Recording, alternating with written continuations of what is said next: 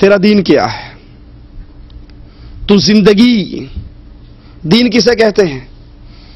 کچھ لوگوں نے مولویت کا نام دین سمجھا ہوا ہے کہ مسجد میں آؤ تو مسجد میں آنے کے بعد بس آپ اللہ رسول کے پابند ہو، اور مسجد سے نکل گئے تو اللہ رسول کی پابندیوں سے بھی نکل گئے۔ کیسے؟ آپ نے دیکھا ہوگا انڈیا پاکستان کی مسجدوں میں ٹوپی پڑی ہوتی ہے دروازوں کے ساتھ، مسجد میں آئے ٹوپی اٹھائی سر پہ رکھ لی، نماز خلاص ہوئی ٹوپی اتاری نیچے رکھی اور باہر نکل گئے۔ تو ہمارا دین ٹوپی بن چکا ہے، مسجد میں آئیں گے تو بس نماز پڑھیں گے، داڑھی نہیں ہوگی خیر صلی اللہ، ٹوپی سر پہ ضرور رکھیں گے، اور مسجد سے باہر نکلیں گے کاروبار کس کے انداز پہ کر رہے ہو؟ کاروبار میں جھوٹ بول رہے ہو، کاروبار میں ملاوٹ کر رہے ہو، سودا جھوٹ بول کے بیچ رہے ہو۔ سیاست کا وقت آتا ہے تو کفار کی جمہوریت کی چوسنی کو منہ میں لے لیتے ہو، الیکشن کرواتے ہو، ووٹ ڈالتے ہو۔ کیا یہ رسول اللہ کی سیاست ہے؟ کیا یہ تجارت رسول اللہ کی ہے؟ شادی کا وقت آتا ہے تو بالکل فرق ختم ہو جاتا ہے۔ ایسا ہے یا نہیں ہے؟ واللہ کہتا ہوں انڈیا پاکستان کے مسلمان شادی کر رہے ہوں تو پتہ ہی نہیں لگتا یہ عبد الرحمن کی شادی ہے یا رام چندر کی شادی ہے، کوئی پتہ نہیں۔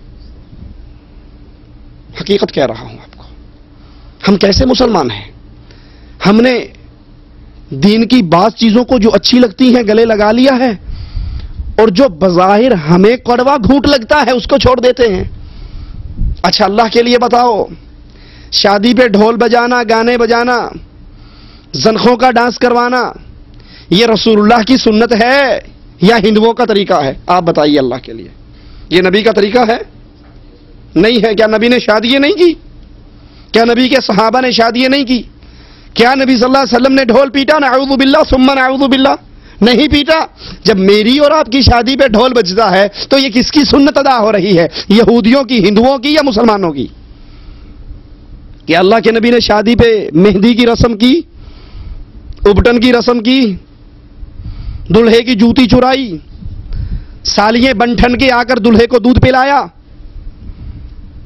عورتوں اور مردوں کا مخلوط اجتماع ہوا،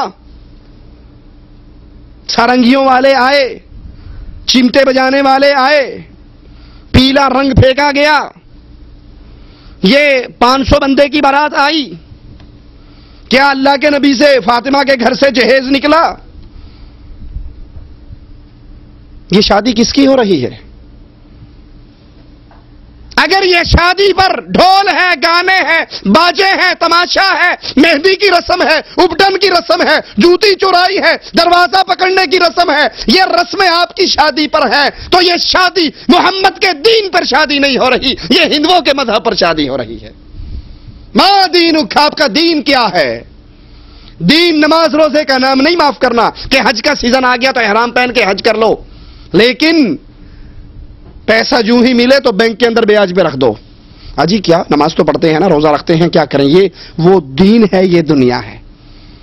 دین کا دنیا سے کیا تعلق؟ دین اسلام ایک ایسا دین ہے جو زندگی کے ہر موڑ کے اوپر اپنے ماننے والوں کی ہدایت کے لیے نور کا مینارہ بن چکا ہے۔ ہر مسئلے پر، نماز نہیں، عبادت نہیں، دین میں زندگی کا ہر مسئلہ۔ یہی تو یہودی اعتراض کرتے تھے، تمہارا نبی بڑا عجیب ہے، یہ باتھ روم میں جانے استنجے کرنے کے طریقے بھی تمہیں سکھاتا ہے۔ دین کسی مسئلے کے اندر اپنے ماننے والوں کو پیاسا نہیں چھوڑتا، وہ شادی ہو، وہ بیاہ ہو، وہ طلاق ہو، وہ تجارت ہو، وہ سیاست ہو، وہ زندگی کا کوئی مسئلہ ہو، اسلام اپنے ماننے والوں کو حکم دیتا ہے تم نے اس دین پر عمل کرنا ہے، اس نظام پہ عمل کرنا ہے جو اسلام ہے۔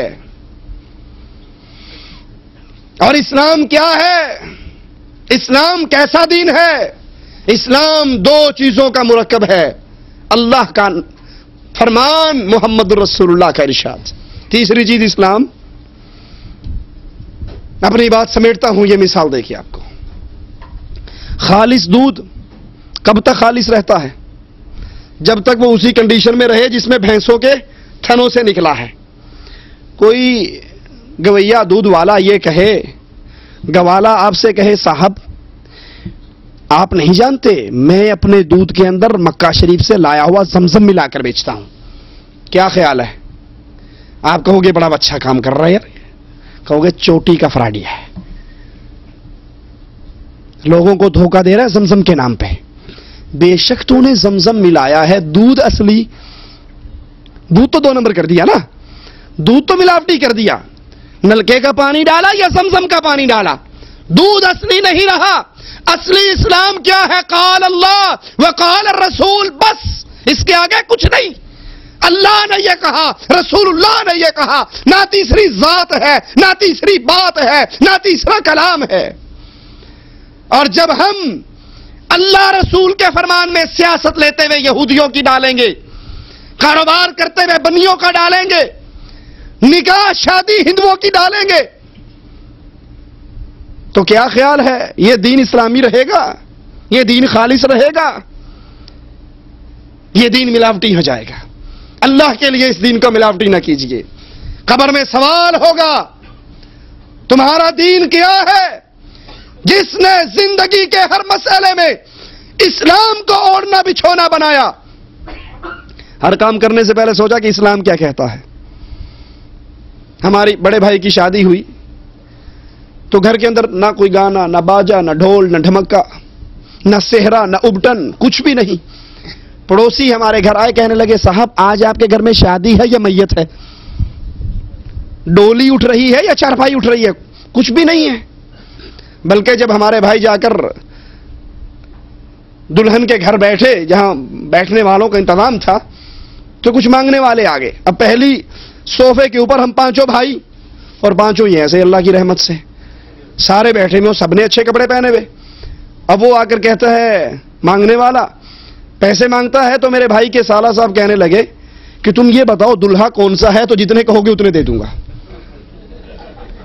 اب اس کو کیا پتا دلہا کون ہے؟ نہ اس کے منہ پہ صحرا ہے، نہ اس کے پیلے کپڑے ہیں، نہ اس کا کوئی اور مسئلہ ہے۔ وہ کہتا دلہا بتاؤ کون سا ہے۔ یہ تانے تو آپ کو ملیں گے کہ آج تمہارے گھر میں شادی ہے یا میت ہے، چارپائی اٹھتی ہے یا ڈولی اٹھتی ہے، لیکن مسلمان ہر کام میں دیکھتا ہے ساری کائنات ناراض ہو جائے، منظور ہے کائنات کا رب ناراض نہ ہو۔ اگر اللہ ناراض ہو گیا تو دنیا بھی گئی، آخرت بھی گئی۔ جس نے اپنی زندگی میں یہ سوچا اسلام اللہ کا، رسول اللہ کے فرمان کا نام ہے، میں کسی اور کی بات، 3rd پرسن کی بات اس میں داخل نہ کروں، تو سمجھ لیجئے وہ قبر میں کہے گا میرا دین اسلام تھا۔ اور جس نے نماز تو اسلام سے لے لی، حج اسلام سے لے لیا، روزہ اسلام سے لے لیا، لیکن باقی مسائل کے اندر کوئی کہیں سے امپورٹ کر لی، کوئی کہیں سے امپورٹ کر لی، وہ کبھی نہیں کہہ سکے گا میرا دین اسلام ہے۔ اللہ کے لیے پیارے بھائیو فکر کر لو۔ پھر یاد کروا دوں، یہ زندگی پہلا اور آخری موقع ہے۔ یہ زندگی ختم ہو گئی، انگوٹھے چبائیں گے، روئیں گے، پیٹیں گے، کہیں گے افسوس یا لیتنی لم اتخذ فلانا خلیلا، کاش فلاں کے پیچھے نہ چلتا، فلاں کو دوست نہ پکڑتا، فلاں راستے کی تباہ نہ کرتا، کاش اللہ اور اس کے رسول کی تباہ کرتا۔ یاد کر لیجئے، یہ زندگی ختم ہونے کے بعد چانس نہیں ملنے والا، واپسی نہیں ہوگی۔ پھر اس جہان میں جو پاس ہو گیا وہ ہمیشہ کے لیے پاس ہوگا، جو فیل ہو گیا وہ ہمیشہ کے لیے فیل ہوگا۔ اللہ سے دعا ہے اللہ اپنی رحمت سے ہمیں ہمیشہ کی جنت والوں میں داخل فرما دے۔ اللہ ہماری خطاؤں کو معاف فرما دے، اللہ ہماری سیاہکاریوں کو معاف فرما دے، اللہ ہمیں توحید کا صحیح فہم عطا فرما دے، اللہ نبی کی اتباع کی صحیح توفیق عطا فرما دے، اللہ دین اسلام کو اپنا اوڑھنا اور بچھونا بنا دے، اللہ ہمیں توفیق دے ہم ہر مسئلے کے اندر یہ دیکھیں اللہ نے کیا فرمایا، رسول اللہ صلی اللہ علیہ وسلم نے کیا فرمایا۔ وہ مسئلہ نماز کا مسئلہ ہو یا زندگی گزارنے کا کوئی اور طریقہ ہو، جب ہر مسئلے کے اندر اپنی زندگی کو ایسے بنائیں گے کہ اللہ اور اس کے رسول نے کیا کہا، تو اللہ سے امید ہے اس حال میں اللہ سے ہماری ملاقات ہوگی، اللہ ہم سے راضی ہو، ہم اپنے اللہ سے راضی ہوں۔ اقول قولی ھذا واستغفر اللہ لی ولکم ولسائر المسلمین فاستغفروہ انہ هو الغفور الرحیم۔